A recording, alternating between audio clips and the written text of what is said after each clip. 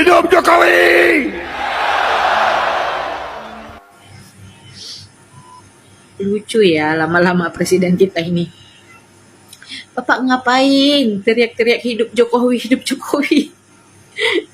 No, rakyat yang harusnya Bapak teriakin, Bapak kasih semangat.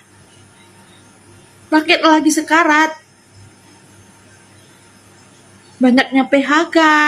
Bagaimana mereka untuk berjuang, untuk makan. Untuk makan saja Pak, itu mereka butuh perjuangan. Itu harusnya Bapak teriak-teriakin untuk hidup. Ini Jokowi, Pak Jokowi. Dia hidup sehat, bugar, banyak hartanya. Hartanya nggak habis mungkin 7 turunan. Sekarang tuh bukan saatnya lagi puja-puji Pak. Saatnya Bapak bagaimana untuk memimpin negara ini. Bapak si kelas presiden. Teriak-teriak itu kayak hidup Jokowi kayak sayang malu Pak.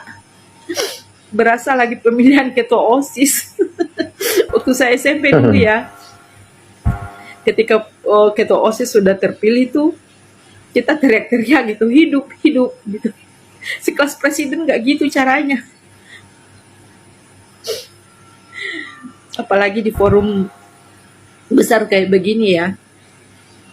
Bapak itu seorang presiden. Menghormati boleh lah ya, menghormati. Tapi nggak juga kayak begini. Ini kayak menjilat gitu loh. Kayak puja-puji. Aduh Pak. Fokus deh Pak. Untuk memperbaiki negara ini. Nyindir sana, nyindir sono. Bahas yang lama-lama. Nggak penting lagi. Karena kami yang waktu pemilu itu, saya yang pemilu kemarin tidak mencoblos Bapak, dan ketika Bapak sudah terpilih, kami terima. Begitu. Kami berharap Bapak memberikan yang terbaik untuk bangsa ini. Tapi nyatanya malah masih membahas yang lama-lama. Bapak tuh seorang pemimpin. Tolonglah ya Pak ya. Jangan diulang kedua kali lagi teriak-teriak kayak begitu. Malu saya. Malu, sumpah. Serius. Malu saya. Hidup Jokowi. Hidup Jokowi. Hidup Jokowi. Hidup. Prat. Prat. Pak Prabowo. Kirain macan ASEAN. Ternyata segitunya. Pak Prabowo, Presiden Indonesia yang saya cintai. Kami rakyat Indonesia tidak meminta Pak Prabowo untuk pisah ranjang dengan Jokowi, untuk pisah dukungan dengan Jokowi, tidak Pak. Kami mendukung, meminta agar cita-cita Prabowo Subianto macan ASEAN itu dilaksanakan seperti mana cita-cita terdahulu dari saat mencalonkan diri menjadi wakil presiden hingga mencalonkan diri 3 kali menjadi presiden, yaitu saya akan merebut kembali kekayaan bangsa ini dari asing dan aseng. Saya akan merebut kembali kekayaan ini dari oligarki.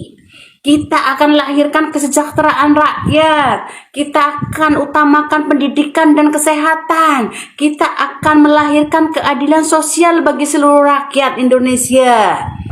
Itu yang kami dukung, itu yang kami minta. Cita-cita yang bagian menggema, bagaikan macan ASEAN yang tidak bisa ditundukkan. Itu yang menjadikan perjuangan kita dari 2014 hingga 2019. Perjuangan kami di 2019. Prabowo melawan Jokowi, tidak perjuangan mudah. Kami pendukung Prabowo betul-betul berjuang dengan tantangan UU ITE dan hukum sebagai senjata. Setelah hari ini, perjuangan itu sudah ada di depan mata. Prabowo sudah menjadi presiden Indonesia. Ayo Pak Prabowo laksanakan misi dan visinya. Gemanya yang menggemakan Indonesia seakan-akan macan ASEAN yang akan berani merubah bangsa ini menjadi bangsa yang lebih baik, hukum yang lebih adil, kesejahteraan yang lebih baik, ekonomi yang lebih baik, bahkan lapangan pekerjaan yang kami tuntut akan dibuka seluas-luasnya. Bukan slogan omon-omon yang kau ciptakan ini justru akan dipakainya sendiri. Kami rakyat Indonesia tidak butuh makan siang gratis sebetulnya Pak Prabowo. Kami butuhkan lapangan pekerjaan. Dari lapangan pekerjaan itu masyarakat bisa mendapatkan kesejahteraan.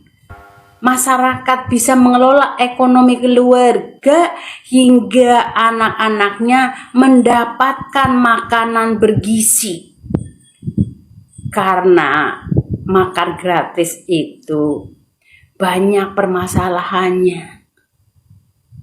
Kadang anak-anak tidak cocok, tidak selera dengan makanannya. Dan makanan gratis juga kadang-kadang membuat anak-anak belum tentu memakannya, dan resikonya adalah besar. Lubang korupsi yang amat sangat besar, dan yang akan menjadi korbannya adalah guru-guru yang tidak tahu. Jadi monggo di research kembali, di-update kembali.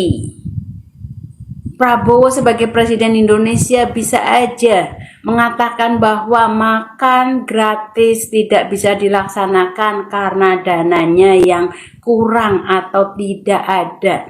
Itu lebih diterima oleh masyarakat daripada dilaksanakan memotong dana pendidikan, dana lainnya yang seharusnya justru diutamakan. Kami tidak mencela, kami tidak memusuhi, kami mengkritik agar pemerintahan hari ini seperti mana cita-cita Prabowo terdahulu, Indonesia akan lebih baik, akan menjadi macan ASEAN yang bisa menguasai ekonomi dunia.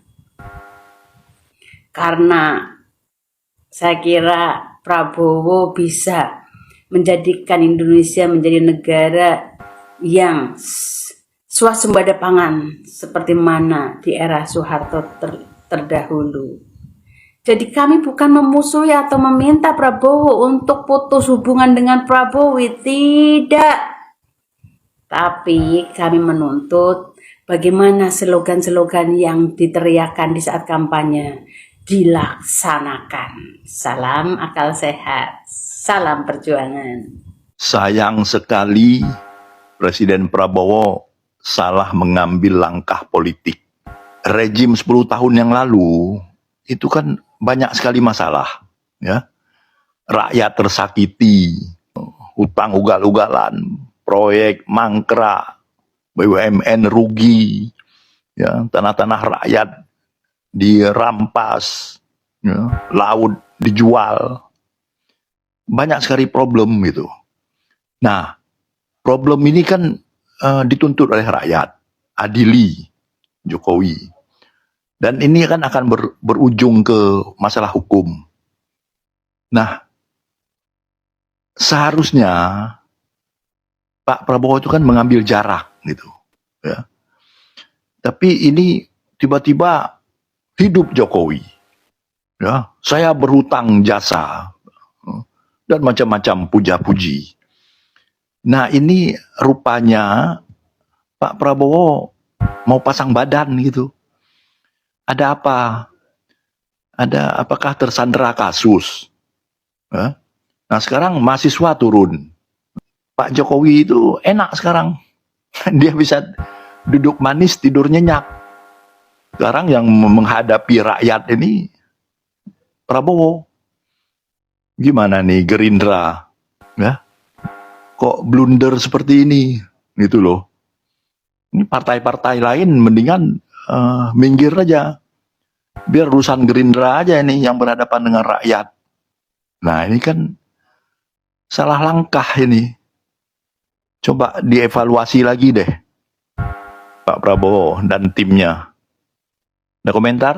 Aduh Pak Jokowi, udah deh Pak, stop cawe-cawenya. Sampai bilang katanya nggak ada yang berani kritik Pak Prabowo. Faktanya mahasiswa dan buruh tuh masih ada Pak yang turun ke jalan buat demo. Ya di luar daripada ada isu yang katanya ada yang mengendalikan atau enggak, tetap aja Pak. Ini kan membantah statement dari Pak Jokowi yang bilang nggak ada yang berani kritik Pak Prabowo. Lagian dikurang-kurangin lah Pak pernyataan-pernyataan yang kontroversial kayak gitu. Bapak kan udah jadi presiden. Takutnya yang kena imbas ya pemerintah Pak Prabowo lagi, di demo lagi aja Pak. Terus lagian Pak Prabowo juga nih pakai bilang hidup Jokowi, hidup Jokowi. Ya saya tahu Pak, Bapak tuh deket, Bapak tuh akrab. Terus juga Bapak tuh merasa punya utang budi lah sama Pak Jokowi. Tapi ya nggak harus di depan publik juga Pak. Biar apa sih Pak Presiden? Ya biarlah keromatisan kalian berdua tuh cukup kalian yang tahu sama kabinet-kabinet kalian itu. Jangan malah ditebar ke publik, publik jadi enek gitu Pak. Lagian ini udah bukan masa kampanye, udah lah namanya puji-puji satu sama lain. Udah cukup. Sekarang mendingan fokus kerja aja Bapak Presiden dan juga para kabinetnya. Terus juga Pak Jokowi, udahlah Pak, nggak usah banyak ikut campur sama pemerintahan sekarang. Lagian kan udah ada anaknya juga yang ikut campur langsung.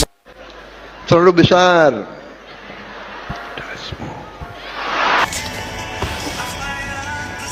Selain bahasa yang kurang sopan itu, gue mau bahas tentang pola pikir presiden kita ya. Ketika kita bahas pajak, perbandingan pemerintah itu adalah ke negara-negara berkembang, negara Eropa.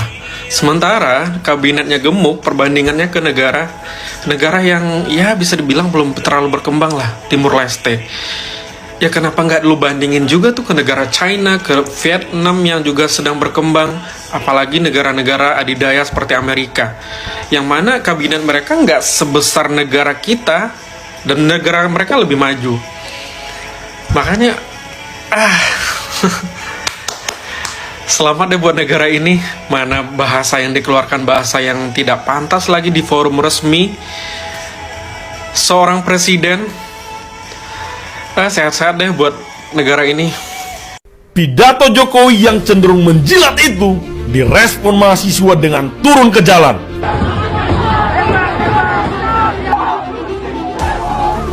Hashtag Indonesia Gelap. Baru-baru ini viral pidato Pak Jokowi di hari ulang tahun Gerindra ke-17. Tak ada yang berani kritik Presiden Prabowo Subianto. Ini level jilat apalagi ya? Karena kepemimpinannya terbilang kuat dengan tingkat kepuasan di atas 80%.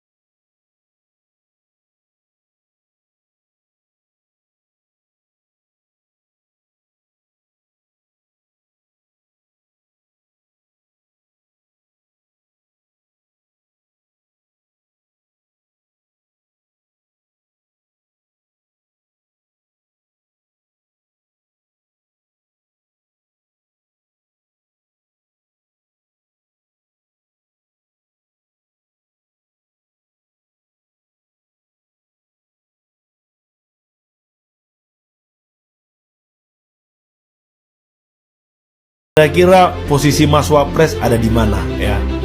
Tolong dong di Sherlock, siapa yang tahu ya? Barangkali bisa bagi-bagi air minum di lokasi.